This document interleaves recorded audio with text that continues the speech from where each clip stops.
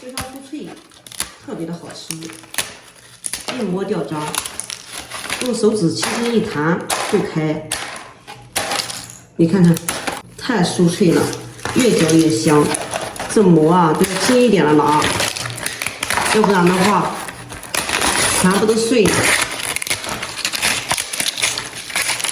特别的好吃，还可以当主食，还可以当零食。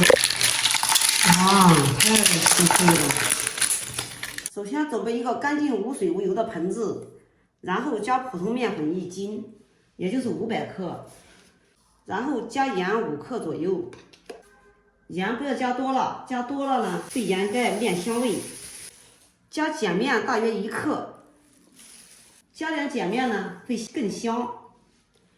烙荷兰胶馍，有的人加鸡蛋，鸡蛋千万不要加，加鸡蛋呢它会泡一点，并且呢会掩盖面香味儿。喜欢吃五香粉的也可以加一点五香粉，但是原有的这个荷兰胶馍呢是没有五香粉的。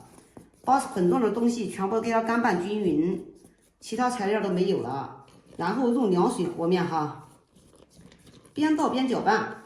假如你要想让它酥脆的话，在水里面加少量的食用油，先给它搅拌成大面絮状，搅拌至无干面粉，像这样就可以了。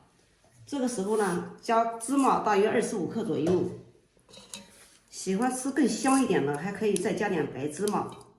黑芝麻不要加太多，加太多了，等一会儿不好看。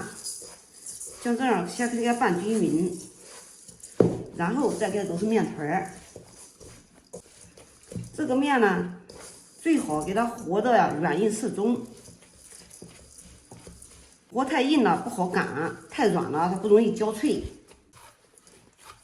和这个面呢不能久揉，揉时间长了容易起筋。烙出来的饼呢，它就不焦脆了。随便给它揉一揉，给它揉成团就可以了。然后给它放在这里，盖住盖子，醒发一会儿。我们等一会儿呢，再来揉一遍。面经过10来分钟的醒花，现在给它放在案子上，再次轻轻的给它搓长，不需要揉到太时间长哈，就这样轻轻的给它揉长就可以了。然后给它切成大小均匀的6等份儿，再把每等份呢再次给它揉光，随便给它揉一揉，揉成这样就可以了，先放在一边备用。接下来按此方法把所有的小剂子全都给它揉一遍，随便给它揉一揉都可以了哈，不要久揉，随便给它揉一揉，然后给它放在这里。全部揉好之后，我们给它盖一张保鲜膜，防止表面烘干。然后从最先做的一个给它拿出来，再次给它随便揉一下，随便揉一揉就可以了，像这样就可以了。再次揉一遍以后，我们呢再次给它盖住，不然的话表面烘干了，你就不好擀了。从最先做的一个剂子给它拿出，然后给它放在案子上，用手给它按一按，撒点面粉黄渣，用擀面杖轻轻的给它擀开，从中间往外擀压，擀一下，我们给它挪一下，就像这样子，我们先给它擀大。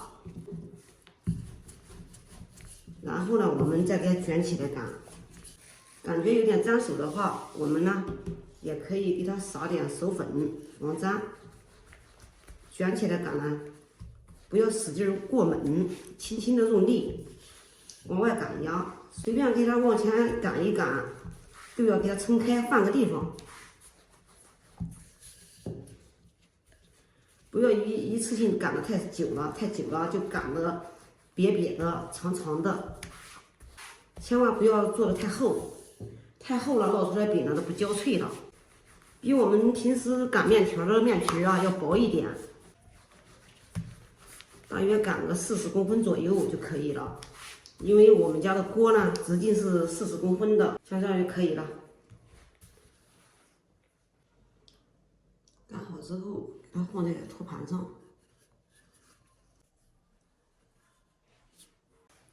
按此方法把所有的小饼全部都给它擀开。要是感觉沾擀面杖的话，可以撒点手粉，但是这个粉啊，不要撒的太多，撒的太多啊，等一会儿它吸收不完，容易糊锅。不会擀面的姐妹们啊，注意看我的手法，擀大以后啊，就是放在外面擀啊，不要放里面擀，放在里面擀，这里面呢，它就容易起皱皱。擀外面擀薄了，里面呢也自然就薄了。全部擀好之后，我们全部都给它放在托盘上。